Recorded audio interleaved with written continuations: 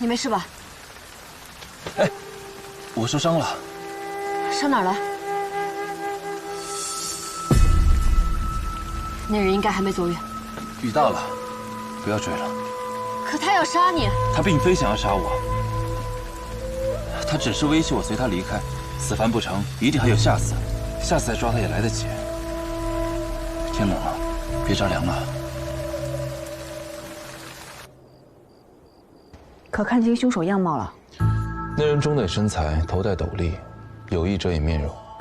我看到了他的眼睛，浓眉细眼，眼角有疤。我看到那人手指黑粗皲裂，骨节突出，但不像是专做打手的，应是平日里做粗重活多些。这刀粗笨，也非好钢材，刀柄上有锈迹，应该用的不多。不过也难保凶手为了掩盖身份，故意找了一把旧刀。太史城最近可有得罪什么人？太史局人事和谐，心向亦无逆犯。就算我得罪了人而不自知，也不至于遭人怨恨到刀兵相见。莫非是隐面具的手下？那人虽会功夫，但身手一般，根本不是县主的对手。先前银面具手下的招式凌厉凶狠，与此人大不相同。那人身手固然在我之下，但我同他交手之时，能感觉到他并未使出全部功力，只是一味抵挡，想要脱身。究竟是什么人，竟然冲着太史城去了？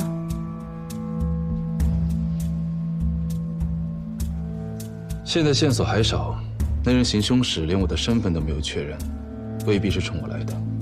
下次结论为时尚早。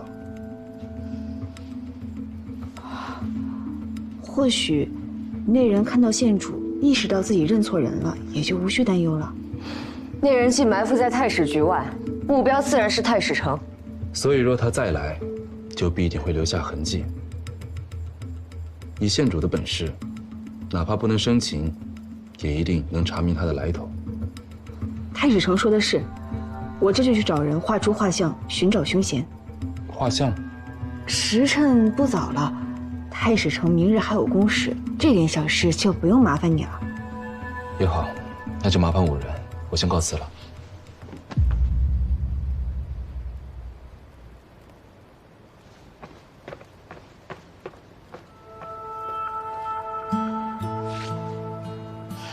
这几日先不要回家了，就住那一局吧。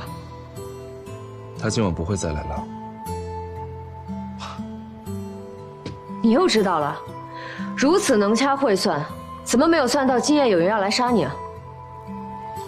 至少我算到你会来救我。还在嘴硬。我有师祖罗盘护身，就算今晚你没有出现，我也能保住这条命的。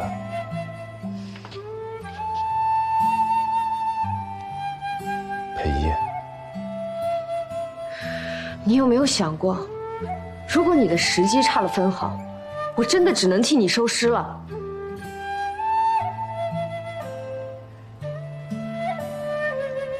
夜路难走，今晚恐怕要麻烦县主收留了。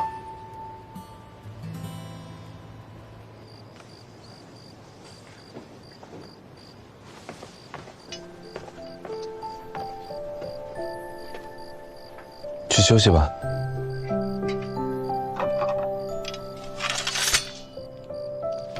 生气了？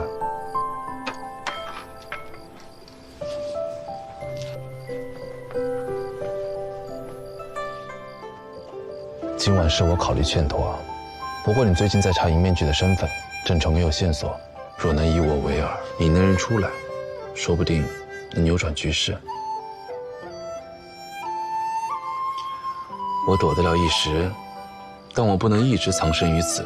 就算你我都不在乎那些风言风语，我也不想平添了旁人的谈资。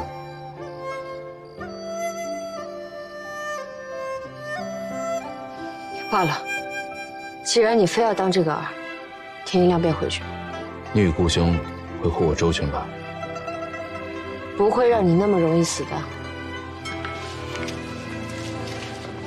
佩仪，今晚你为何会去太史局？下雨了，给你送伞。所有案子的缘起，无非是一个“玉”字。这活人下葬怨气太重，要用这桃木钉钉住身体。这案子我来查。凶手为何要把他们所有人都杀了？有些东西比我们想象的更危险。你能把看过的东西悉数记住，你来助我一臂之力。幻术，那些人有吞天的本领。15年前，我家中突遭灭门，他们杀了那么多人，我一个一个找，总会找到的。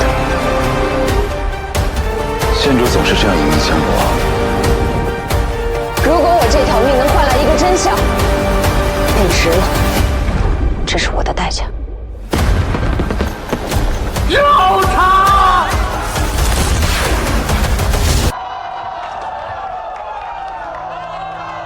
星辰不会引发纷争，人却会借心想生事。那远处是什么呀？孔雀！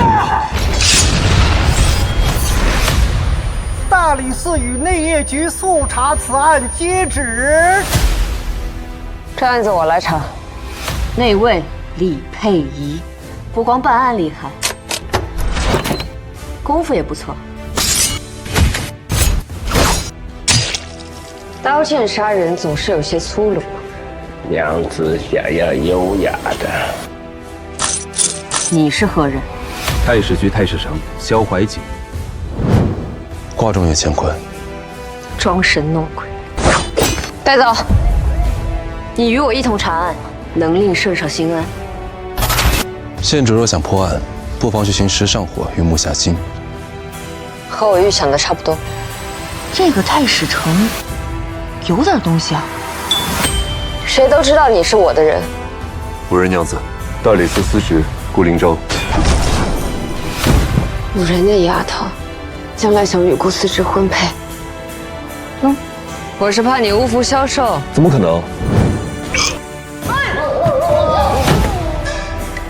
我没事。好戏已经开锣了。